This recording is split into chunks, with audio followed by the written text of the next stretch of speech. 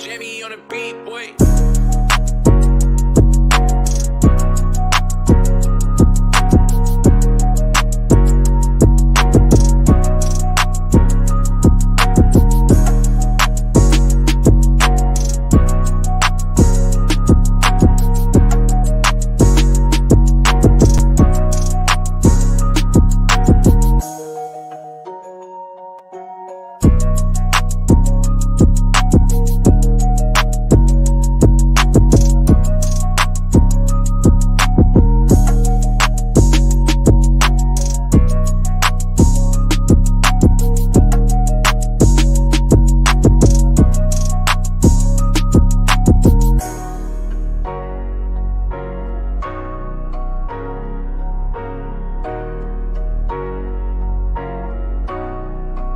Jimmy on the beat, boy.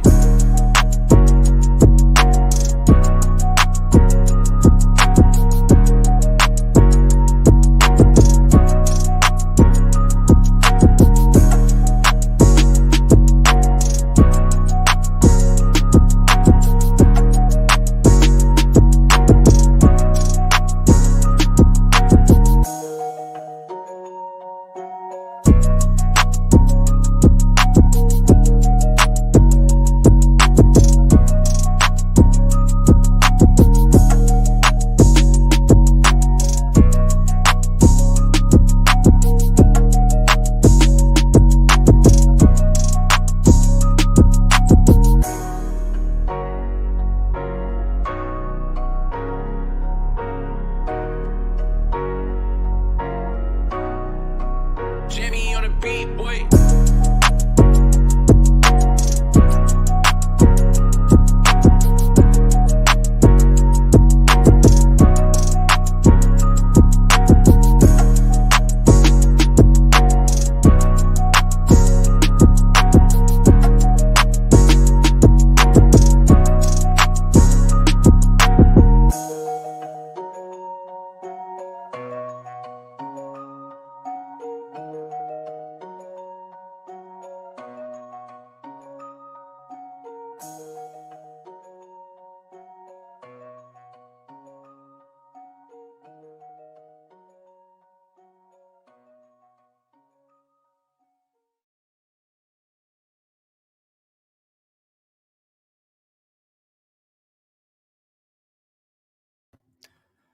What's going on, everybody? Welcome to the GSN Sports Network podcast. I'm your host, as always, John J. II, and thank you for joining us on the 5th of January, 2022. Happy New Year to you on a Wednesday.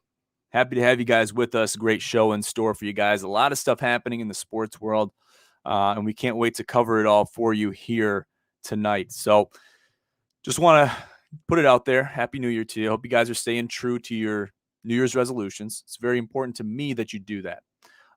So I want to make that very clear. And, we're all doing our best to kind of get through, this entire pandemic. And it's been weighing heavy on a lot of us, not only, personally in our personal lives, but also in our professional lives, in the sports world. It's affecting everything. So you're not alone, but we will get through this together. Okay. I know I've had some people come to me, how's sports going to be affected with COVID? You got the Super Bowl coming up. You got the college football playoff final, the Natty coming up. How are we going to deal with that? Take it all one step at a time, and we'll get through it. Trust me. So I just want to do a quick plug of the new website. It's at the bottom of your screen for those of you guys listening and watching live, GSNSportsNetwork.com. Check it out. There's some new articles on there. And some of those we'll be talking about here tonight on the show. So check it out if you haven't done so. And I'll do another plug. We'll do a little bit of a walkthrough of the website here at the end of the show as well. So we'll talk about that in brief detail. Let's get to the first topic of the night, the college football playoff final, which we just kind of mentioned briefly. Georgia against Alabama. And something I really want to bring to the forefront here is the spread.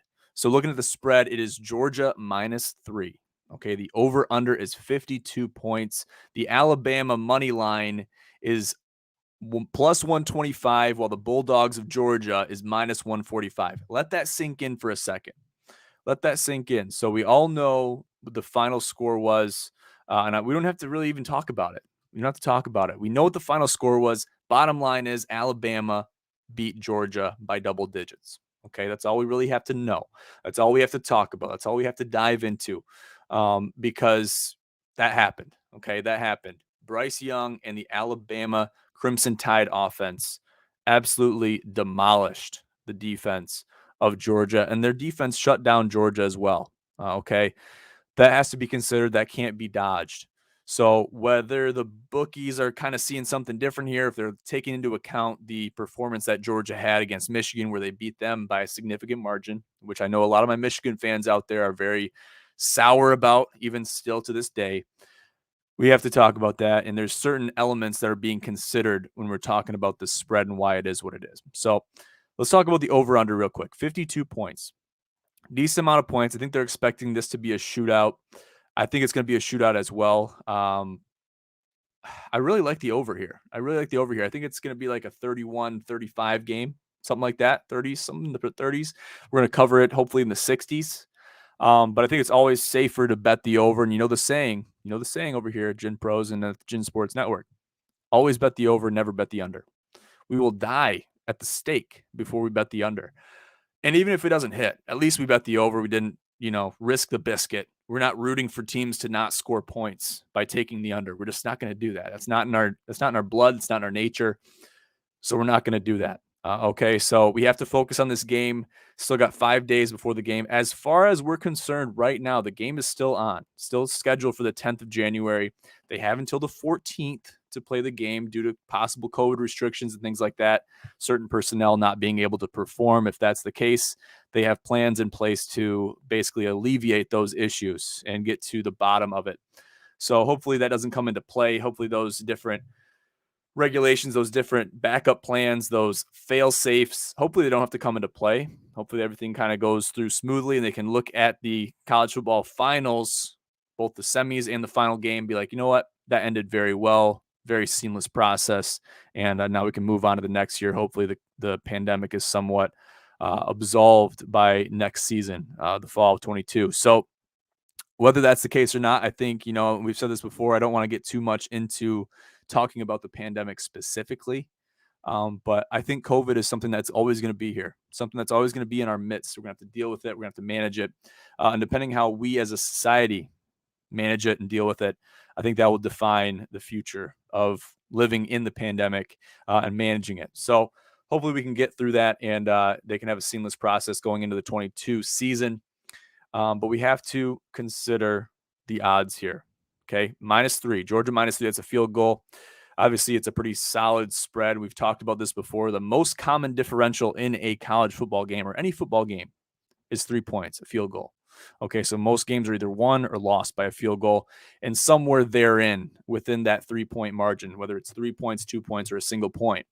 So that's what makes that spread very safe to play, especially in a tight game. Both SEC teams, both these teams were at the top of the list as far as SEC finalists. They competed in the SEC championship, as we all know, just a few weeks back.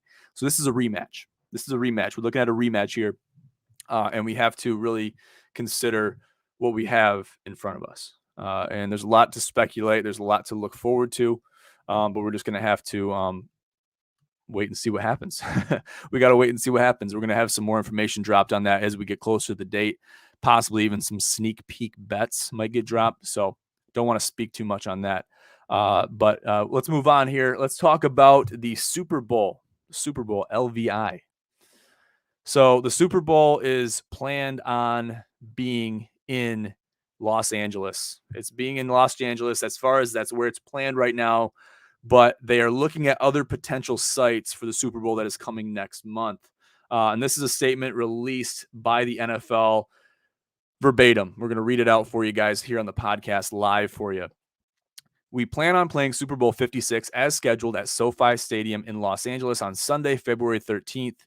NFL spokesman Brian McCarthy said Wednesday, as part of our standard contingency planning process that we conduct for all regular and postseason games, we have contacted several clubs to inquire about stadium availability in the event we cannot play the Super Bowl as scheduled due to weather-related issues or unforeseen circumstances. Without putting, too many words in his mouth, he's talking about the pandemic. Okay, because we all know the restrictions in California and certain states are a little bit more restrictive than other states due to their local or due to their state governments. Further, our planning process for the Super Bowl in Los Angeles is ahead of schedule, and we look forward to hosting the Super Bowl there to culminate another fantastic NFL season for our fans and our clubs. So there's a couple other venues that have been thought about. AT&T Stadium in Arlington, Texas, the home of the Dallas Cowboys, reportedly is one of the facilities that was contacted. The stadium hosted the Rose Bowl in 2021 when it was switched from Pasadena because of COVID-19 restrictions in California. So Texas is a pretty good fail-safe if you're having issues with COVID, right? I think that goes without saying. So that's good that they're thinking about this. They're kind of planning ahead, because a lot of times we've seen this in just the bowl week and the bowl games. These organizations, these, coordinators didn't plan ahead. They didn't plan for these different things. And a lot of them had to do within the individual programs that didn't allow them to play in those games. So that has to be considered as well. But it's good they're thinking about this stuff, because you can't really go on without a Super Bowl happening. It's kind of like, I compare it to March Madness in 20, because we didn't have March Madness in 2020. And that was a big, big detriment for me. That really hurt me to the core. And that really put a big, dark spot on my fandom towards the sports world and my faith in the sports world to continue and to have the show go on no matter what. And they talked about having it with no fans, and they just canceled it. So we're not going to get into that right now. That's for another time. But it's good they're thinking about this, and it's good that they are considering other venues for the Super Bowl 56 happening in February. So I'm excited for the Super Bowl. Super Bowl projections are very much welcome. There's still a lot to happen. The playoffs haven't even been here yet. They're coming up, within the next week or so. So we have to consider that, and we have to be talking about that. Look for a double coverage podcast coming out with Seth and I. Hopefully we're going to talk about some NFL stuff, some projections. Seth actually won the GSN Fantasy Football League, so he won it, and he might want to talk about that as well. So hopefully he can hop on here, and we'll talk to him about that here in the coming days and weeks. Moving on, though, let's talk about Aidan Hutchinson. Aidan Hutchinson is projected to be the number one selection in the 22 NFL draft. Announced Wednesday that he will be leaving the Wolverines program to turn pro. He was a runner-up for the Heisman in 2021, as we all know. And you don't really see a defensive end be in the running for a Heisman spot. We saw Aiden Hutchinson. He was kind of an unsung hero. As we know, Cody Almasi, one of our own, coined the trending hashtag Hutch for Heisman. Got to give him credit for that. And it was a little bit far-fetched, and I think a lot of people didn't think it was actually going to happen. But to have him even be in the running, and he was in the arena, he was in the venue to possibly get the Heisman, which is decided by a panel of voters and people voting on, different intangibles that these athletes have to give them the Heisman.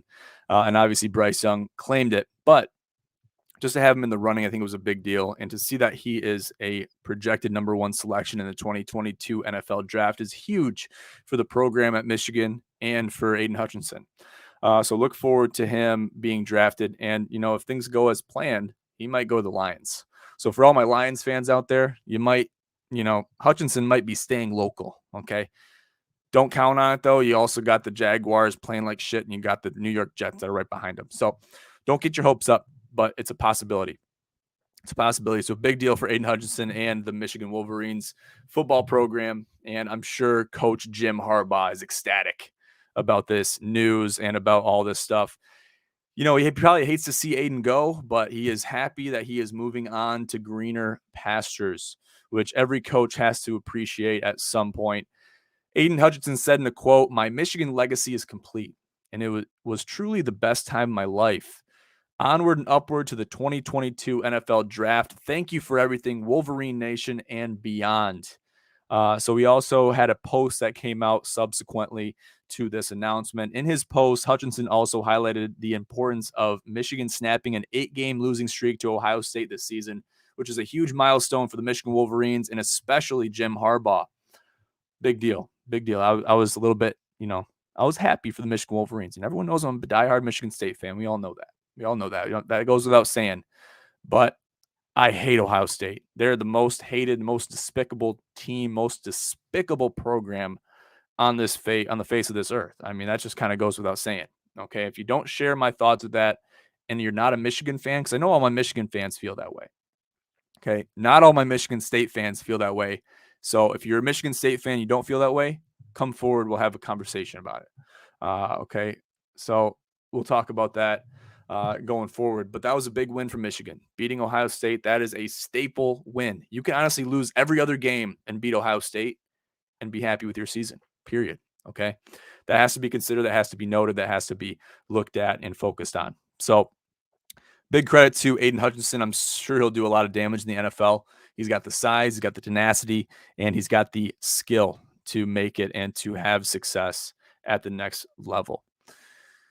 Moving on, let's talk about Novak Djokovic as he is barred from Australia with the Australian Open looming. It's coming in the next week, starts January 17th, so a couple weeks out. But the Australian Open is obviously a big deal, big event in the world of tennis. And his COVID, his vaccine stuff was not cleared by the Australian customs. And he has been, basically restricted from gaining a visa to get into Australia. The restrictions in Australia are very, very tight right now. There are coups going on from the locals that are standing up and speaking out and creating somewhat of a revolution, a glorified revolution against their government regarding the COVID restrictions that are in place currently. And that kind of goes to show as a sign of the times, kind of regardless of any event that's going on, in this case, the Australian Open. It's a sign of the times as how far are the people willing to go? How far are the people willing to comply before they're willing to stand up and risk it all for their freedoms? There's a lot to be said about that. There's a lot to be considered. And I know a lot of people are fed up. A lot of people are sick. They're tired. And they don't want to deal with this anymore. They're tired of the pandemic. It's weighed heavily on their conscience, on their mind, on their psyche. So there's a lot of pressure, a lot of tension on not only the government, but also the people. There's a two-way tension struggle going on. So this is actually, leaking into the world of tennis, which we haven't really seen so far take place. So it happens, and this just really goes to show it affects every single league, every single niche, every single sport. And that has to be considered, and that has to be noticed because it's plaguing everything. And not only just sports, it's plaguing everything that we do in our daily lives, going to the store, going to sporting events, going to conferences, going to business trips. There's a lot of crazy stuff going on. You got the weather that's bad too with travel. It's a mess right now. It's a mess for everybody involved, everybody that has to take part in this. So this is a big deal. Obviously, Novak Djokovic is the world reigning number one in the world as far as tennis is concerned, men's tennis. So this could really open the door for others to clinch the Australian Open and really have a chance because Novak is kind of a phenom. There's no one really comes close to him in the world of tennis today. So that has to be considered. That has to be looked at. So we'll be focusing on this story as it is developing. I know Novak Djokovic is going to be doing his best as far as trying to make it into the Australian Open and to be able to compete because he is a ruthless competitor.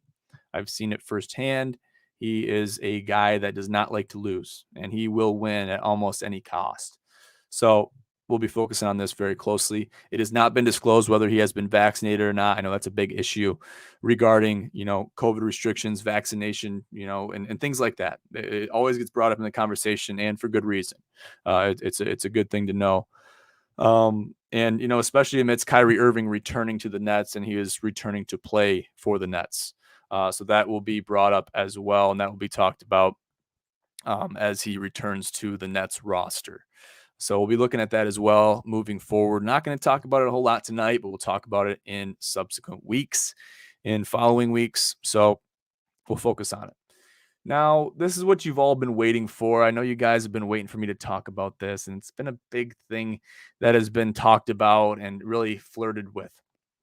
So let's put his picture up. Antonio Brown. Antonio Brown put on a ridiculous display on Sunday against the Jets. We've seen it. We've seen the replays. We've seen the commentary on it from different analysts. Every analyst, even news stations, national news stations, have commented on the fiasco that took place on Sunday. He basically stormed the field. Bruce Arians, Buccaneers coach Bruce Arians, told him, "Hey, Antonio, take the field. Take the field. We want you to run a couple routes for us." Antonio goes, "No, I'm good. I'm just going to sit on the sidelines." And there was obviously a back and forth between Arians and Antonio Brown. And obviously, Antonio didn't take the field.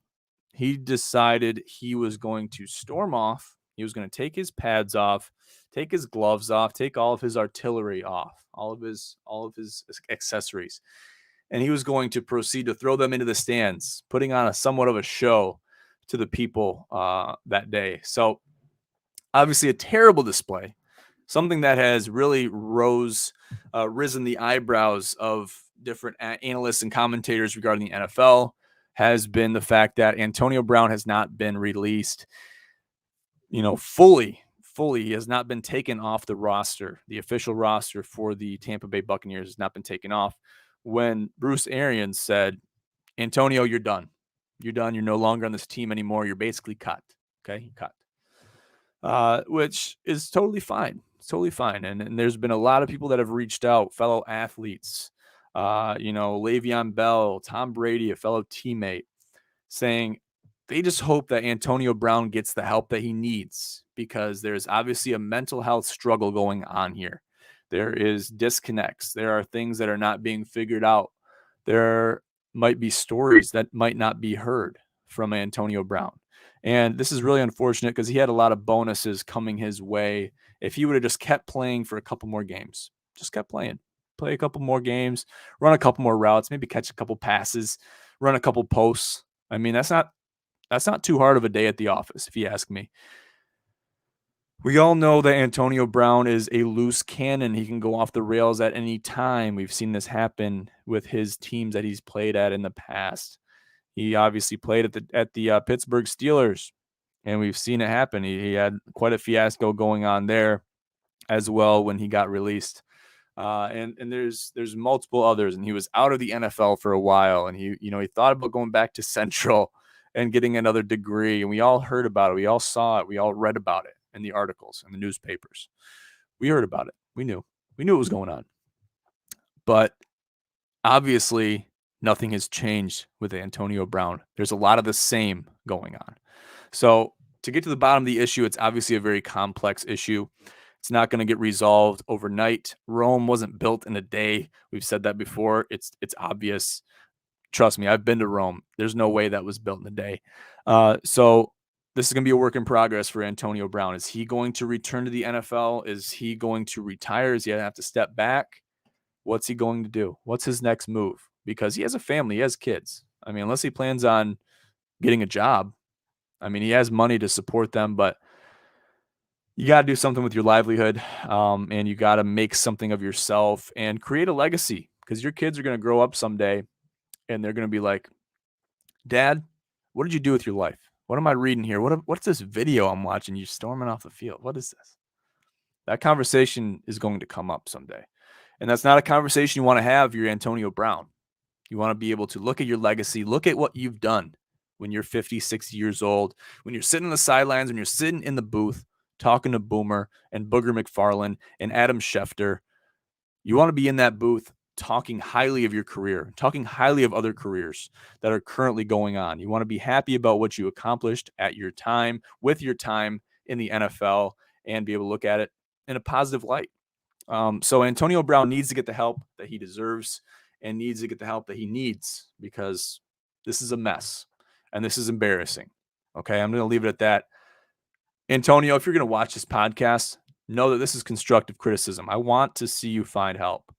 I want to see you reach your fullest potential. And you've found success in the NFL. Find more of it. And be hungry, because you'll find it. Moving on, let's talk about Big Ben. So Big Ben Roethlisberger, there's an article on the GSN website. Check it out. I highly encourage you to check it out. Link at the bottom of your screen. It's also in the description of the podcast regarding Big Ben Roethlisberger.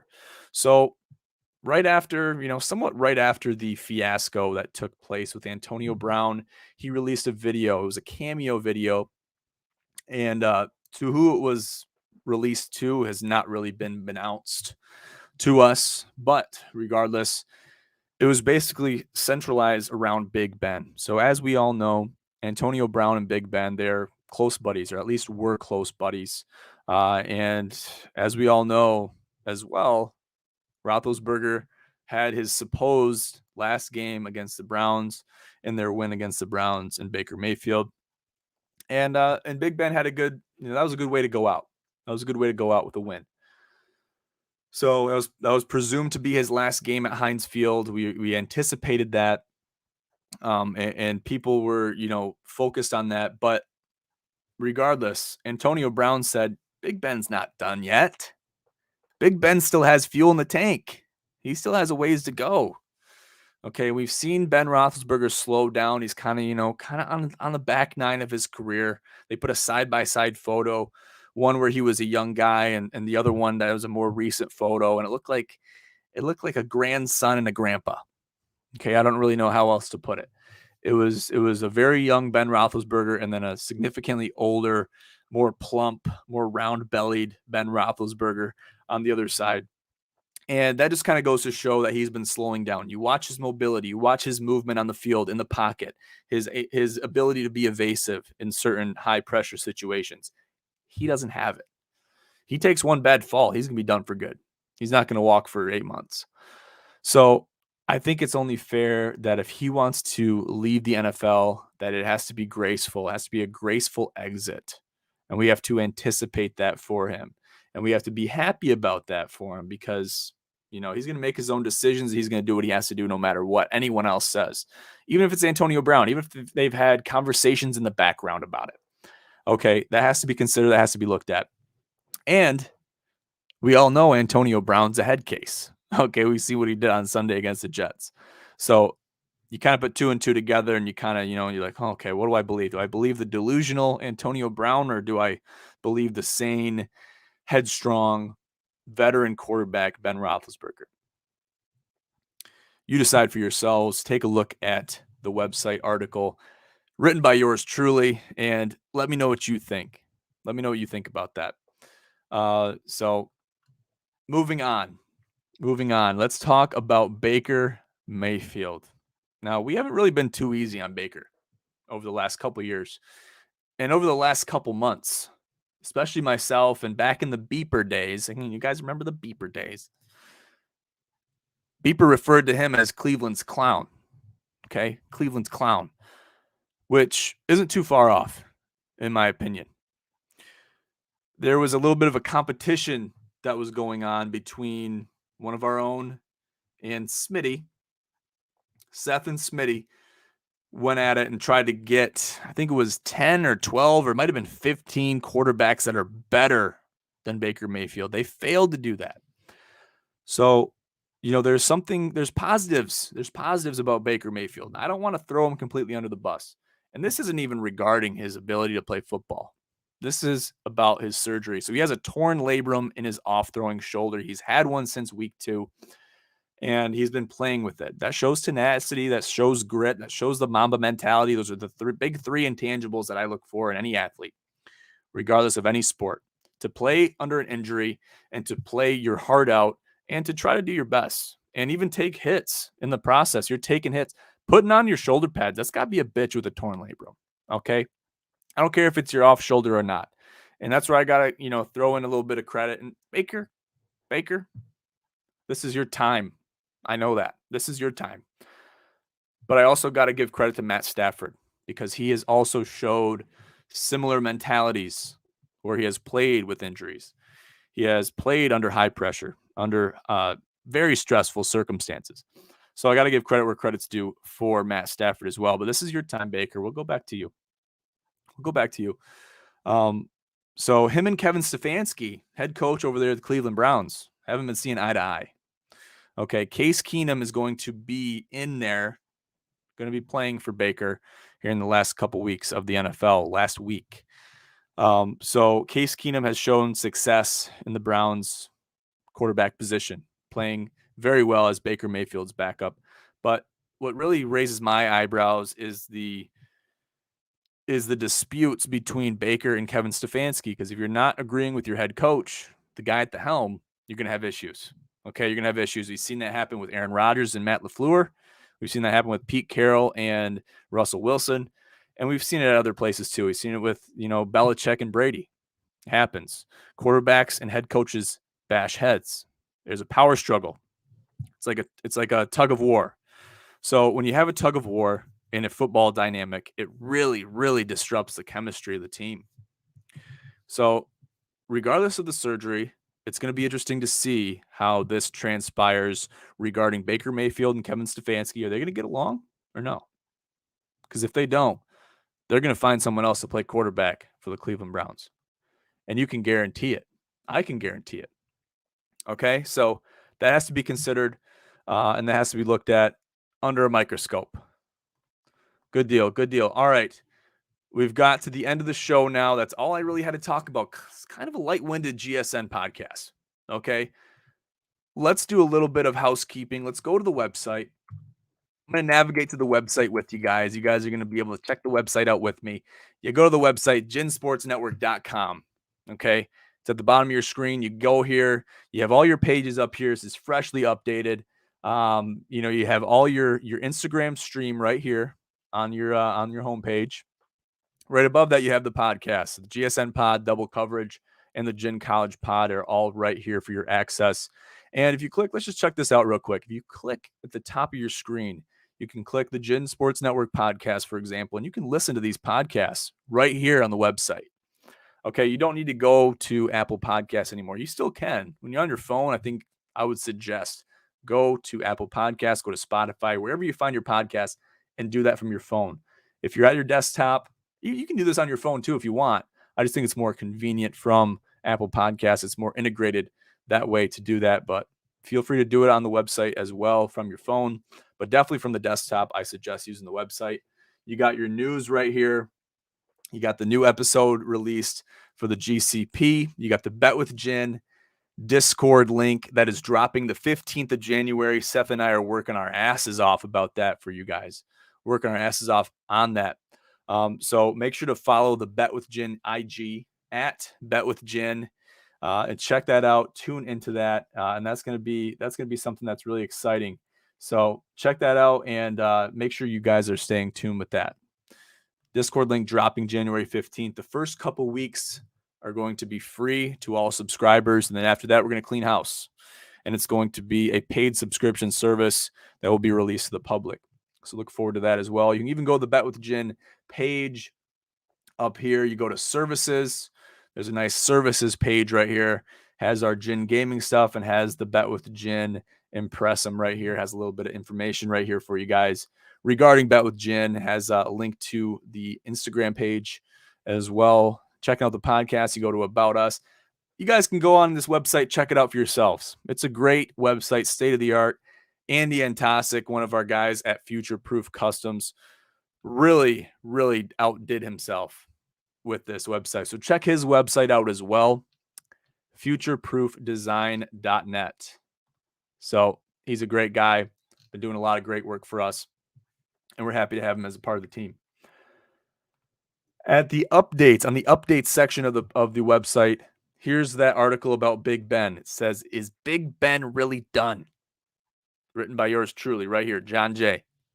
Okay, and then it has a little bit of an article right here. Nothing too crazy, nothing too heavy. Take you a couple minutes to read. 1 minute read. It says it right here. Take a look at it. Be worth your time. And that's the website. I'll leave it at that. You guys can check it out as much as you want. Rack up the views. Rack up the views. Give us your suggestions, comments, concerns, and we'd love to hear from you. There's also a contact form on the website that we really encourage you guys to utilize and get in touch with us in any way possible with whatever you have to say. Okay? Hopefully it's something nice, but if it's not, we're grown-ass men. We can handle it. Okay? Good deal, though, guys. I'm going to leave it at that. Don't want to get too long-winded here on a Wednesday, but I want to leave you with this. Be safe out there and do your best to advance society and advance yourselves in being the best person you can be every single day. And stay true to your resolutions. Very important. You make your bed, you sleep in it. That's all I have for you guys today. Thank you so much for tuning into the GSN Sports Network podcast. Make sure to stay tuned and updated with all of our social media. All of it can be found on our website. I highly encourage you to check it out. I'll leave it at that, though, guys. Thanks for tuning in again. I'm your host, as always, John J. II.